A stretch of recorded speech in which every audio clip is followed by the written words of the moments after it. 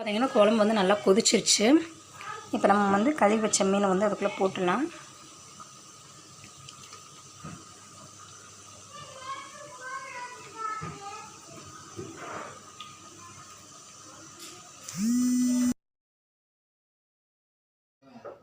வந்து எல்லா மீனையும் போட்டுருங்க.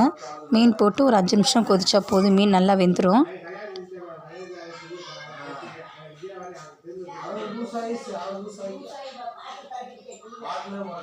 இப்போ நல்லா மீன் வெந்துருச்சு.